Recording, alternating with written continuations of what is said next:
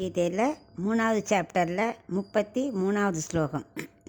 சத்ருஷம் சேஷ்டதே ஸ்வஸ்யாஹ பிரகிருத்தேர்ஞானவானபி பிரகிருத்திம் யாந்தி பூதானி நிக்ரஹ கிம் கரிஷ்யதி.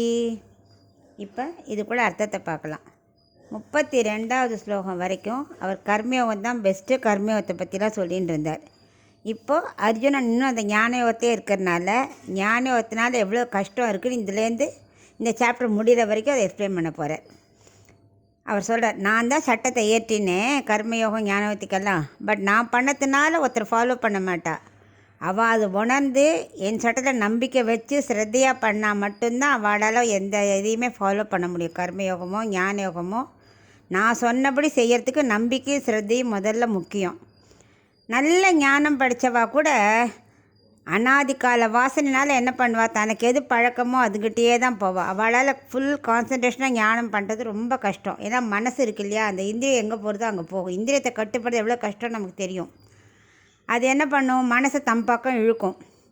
இப்போனால அவளால் ரொம்ப கஷ்டப்படணும் ஞானயோகம் வரத்துக்கு. அவளுக்கே அவ்வளோ கஷ்டம். இத்தனைக்கும் அவள் ஆத்ம ஞானம் உள்ளவா தான். அவளுக்கே இது அடக்கிறது எவ்வளோ கஷ்டம். ஏன்னா அனாதிகால வாசனை அது நமக்கு பிறந்ததுலேருந்தே நம்ம எத்தனையோ ஜென்மமாக ஒரு ரொட்டீனாக சில ஒர்க்கை பண்ணிகிட்டே வரோம். முக்குணங்களால் நம்மளால் பீடிக்கப்பட்டிருக்கோம். அதனால் நமக்கும் சில பழக்க வழக்கங்கள் இருக்குது. அதுலேருந்து மாற்றி நான் ஞானத்தை பண்ணேன் சடனாக போய் உட்கார முடியாது. இப்போ ஒருத்த தண்ணியில் நீஞ்சின்னு இருக்கான்னா அது போக்கில் போகணும். அப்போ தான் அவனால் நீஞ்சி கரை செய்யணும்னா எதிர்த்து போகிறாருன்னா அவனால் முடியாது. அதனால் உனக்கு எது பழக்கமோ அது வழியாக நீ போய் ஸ்ரத்தையோடு பண்ணணும். அப்படின்னு இந்த ஞானயோகத்தால் உள்ள கஷ்டம் எவ்வளவு, அவளுக்கே ஞானிகளுக்கே எவ்வளோ கஷ்டங்கிறத எடுத்து சொல்லின்னு இருக்கார்.